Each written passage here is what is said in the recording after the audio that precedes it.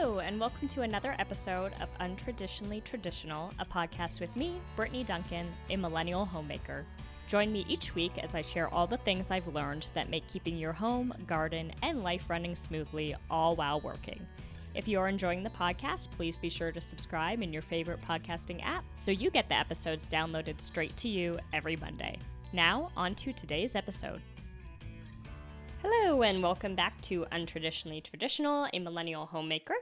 I am on a weekend high, y'all. You know when you just have a super productive weekend and it fills your cup and makes you feel like you can kick Monday's butt? Well, that is me right now.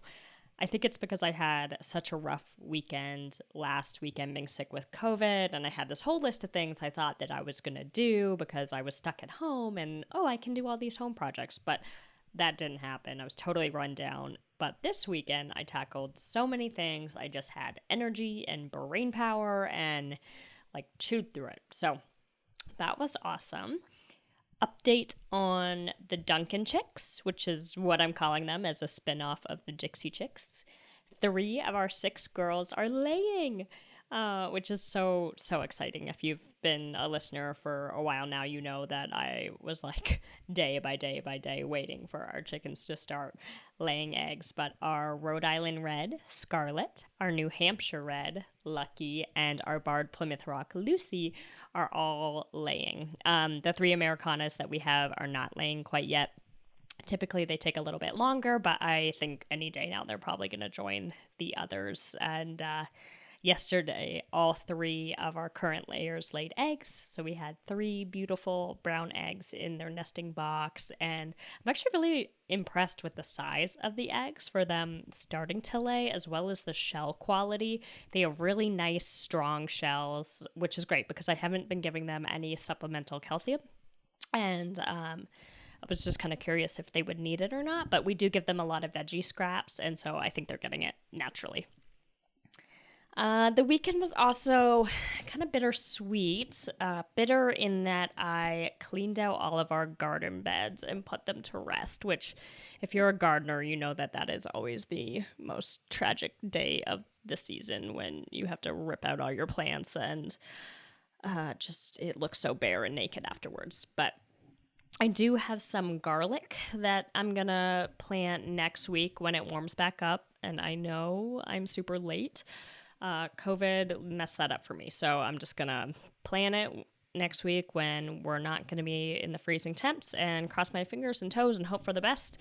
But other than that, our beds are all cleared and turned, and I'm gonna throw a bag of compost and topsoil onto each of them, and then I'll leave them undisturbed until spring. I took this garden class last year, and it talked about the importance of doing all the work in the fall instead of in the spring, because apparently planting in undisturbed soil is much better. So we'll see next year if I notice a difference. I'm curious. For my gardeners out there, now is the time to make notes and write down what you liked, what you didn't like that you grew this year, what performed well, what didn't. Do yourself a favor, write it down now, because if you're anything like me, I promise you will forget when it comes to fall, and then you'll be wondering, oh yeah, what did I grow? What did I like? What did those do well? So do that. Also reorganize your seeds and make note of what you need to re-up on, and maybe drop hints to your family members or Santa in case they need stocking stuffer ideas. Seeds are great for that. Okay, on to the meat of the episode, lighting. I was joking with my friend Gretchen the other day about how some things I feel like I should have figured out as an adult that are just way harder than they should be. Case in point, buying a light bulb. Yes, you could walk to the light bulb aisle, buy the first box you see, but the other day, I really dove into this because I wanted to understand the difference between the bulbs and have one that actually works for my home, what I'm hoping to accomplish with it, instead of one that will just, it'll do. No more it'll do's. We're going to figure this out. Watts, lumens, Kelvins. What does it all mean? Simple breakdown is watts equal energy used, lumens equals brightness, and kelvins equals color or temperature of the light. And the kelvins was what was new to me. I've heard of, obviously, watts and lumens before, but kelvins was like the ding, ding, ding. That's what I want. Depending on the lumens of your bulb, your watts are likely going to change. Also, what kind of bulb you use is going to play into this as well. So there's a lot of combinations and different factors that go into the bulb and what kind of brightness you can get, what kind of color you can get, how long it's going to last, all those good things. But I'm going to break that down here in a sec. So when you're looking at actual types of light bulbs, and I know there's probably more than this, but I'm just going to do the four main ones. You've got incandescent, CFL, which stands for compact fluorescent, halogen, or LED, which is standing for light emitting diode. What's the difference? Incandescent is your common light bulb. Warm light, emits some heat, and probably lasts 6 months to a year, depending on what you're going to use it for, not super energy efficient.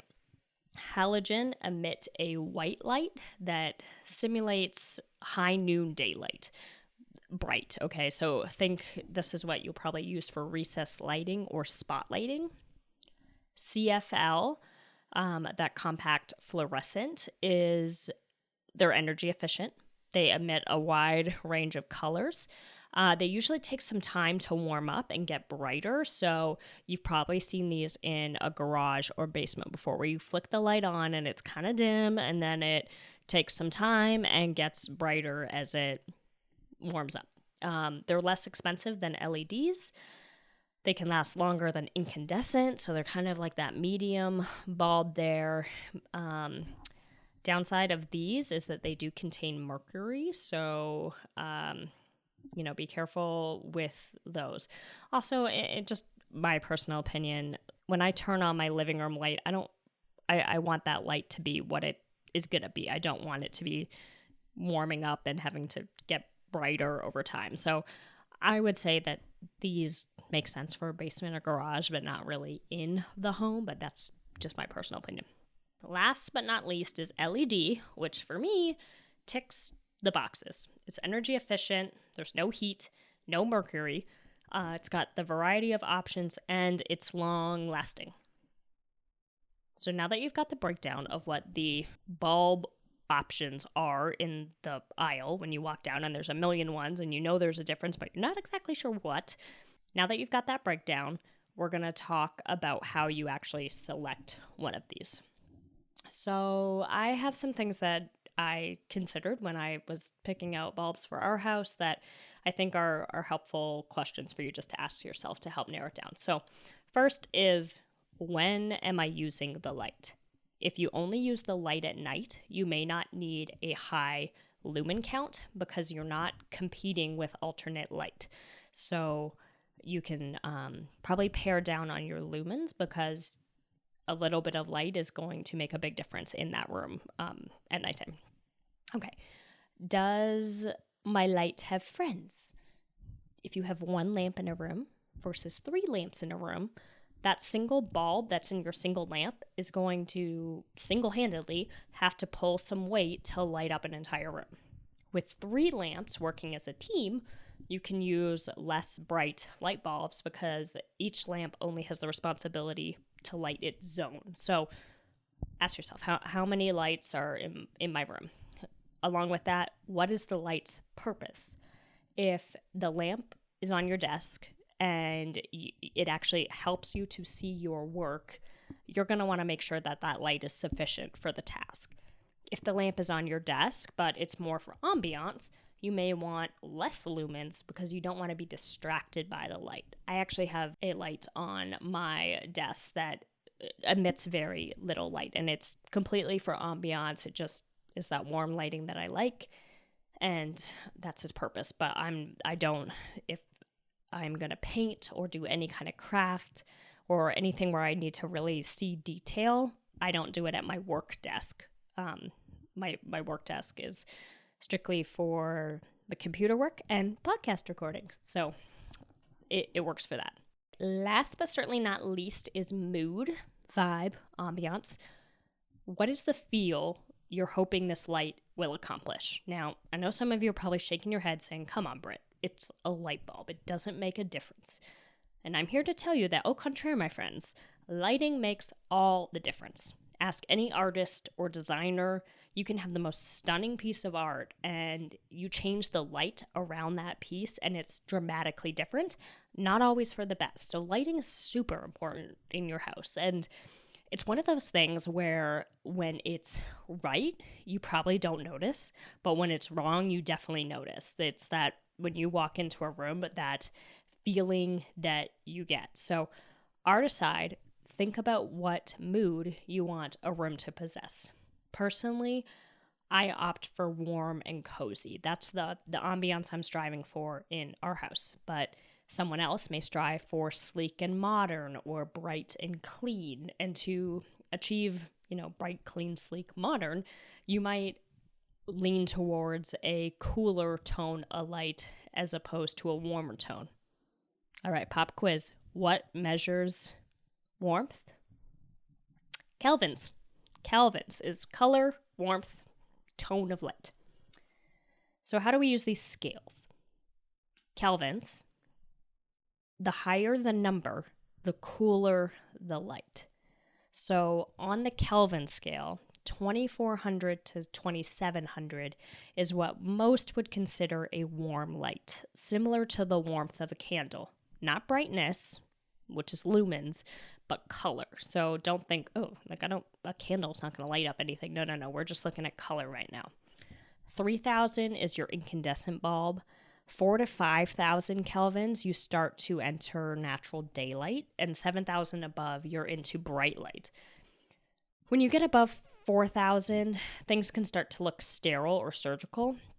And that kind of lighting has its place. But personally, in our home, we opt for 2,700 Kelvin LED bulbs. After doing my research, figuring out the bulbs and doing some testing, that's where we're at. As I mentioned earlier, depending on your light bulb choice, your watts and lumens may be affected. So essentially, a lot of factors, all those possible combinations, but as a general rule, the higher the wattage, likely the more power is used, which likely means you will have brighter lumens. So for example, the old-fashioned Christmas bulbs, honestly, anyone younger than me probably hasn't even seen these bulbs, but the bigger ones, they are 25 watts typically, and they will put out 230 to 270 lumens. Moving on to light bulbs, a 40-watt light bulb is 440 to 450 lumens, and then your 60-watt bulb is 800 to 850. So that rule of thumb, just think higher watts, higher lumens. Higher watts probably uses more power. Just that rule. And then you've got your Kelvins, which is the color or tone of light. That's really the thing that I think is going to make the most difference for you. That's kind of your general rule. To close, I want to make my pitch to you to quit using overhead lighting in living spaces. Honestly, most rooms, in my opinion, kitchens and bathrooms are really the only rooms that need overhead light. Okay, maybe laundry rooms and garages, that kind of thing. But bedrooms, living spaces, I don't think need overhead light. In fact, I think they are better without overhead light, at least for my style. I believe that lamps are incredible because they allow me to create zones of light, like I was talking about earlier. My lamps have friends. They each are responsible for their own zone, and it helps me to control the mood of a room and keep things cozy. They are also additional pieces of decor. So I encourage you, if you are using lamps, find unique lamps that add to the design of your room. When they're paired with a proper shade, a set of lamps can seriously upgrade the look of a space. You can also, y'all know I love to antique and, source vintage things. So vintage lamps are incredible. They're really unique, but also you can get lamps made. So if you find a pretty vase or a unique piece of driftwood, or so many options. You can turn it into a lamp. My mother-in-law has had several lamps made, and she's found all these like neat pieces where I'm like, gosh, where did you find this lamp? And I had it made. I found this at an antique store, and I took it to my lamp guy, and he created a lamp out of it. So it can be done. Especially for vintage lamps, when you do buy them, you might want to have someone that knows about lighting and wiring to look it over and just make sure all is well with the wiring for that fire safety. Y'all know I'm not about fire safety, but when in doubt, have somebody check it out. If you do use overhead lighting, make sure you're putting the bulb in there with your desired Kelvin and lumen count for your bedroom. You don't need a spotlight in there. Your husband might disagree, but we know that lighting in the bedroom is everything, right? So why do we think it's different in our living room? For rooms like your kitchen or dining room, having a dimmer switch installed really gives you the best of both worlds, because now you can control that brightness. So I would say if you have an option to, if you're getting any kind of wiring done, get some dimmer switches installed.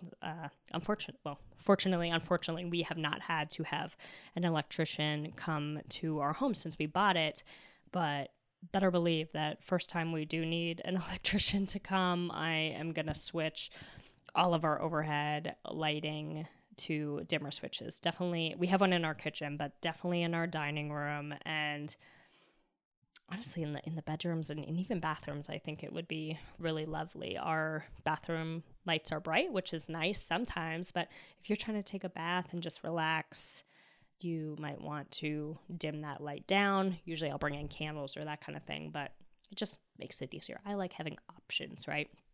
If you do use dimmer switches, make sure that you are using dimmer compatible bulbs, and that's just something you can look at in the specs for the bulb. You can also buy dimmer switches for plug-in lamps. So essentially you plug the dimmer switch into your socket and then the lamp into the dimmer switch. And then it gives you that capability to control the brightness. Throw in some Alexa-enabled outlets in there, and you have all the control to create individual ambiance to your preference, down to the room, down to the time.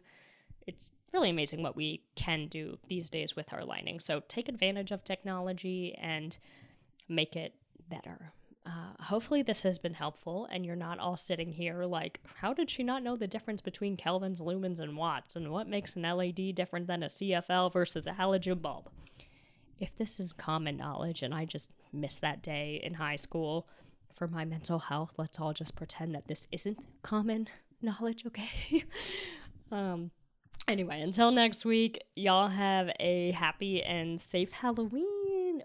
Actually, I just saw this on Instagram, that this thing that these parents came up with. So, spoiler, if you are driving in the car or you have your kiddos around you right now, you might want to click pause here and just catch this last minute later. Okay, you've had your choice. I saw this thing on Instagram, and I thought it was a genius idea for dealing with kids and candy. So what these parents did is they told their kids that there's a switch witch. And essentially what you do is Halloween night, you let them choose their 5 or 10 pieces of candy, whatever you're comfortable with, and the rest they put on the porch for the switch witch.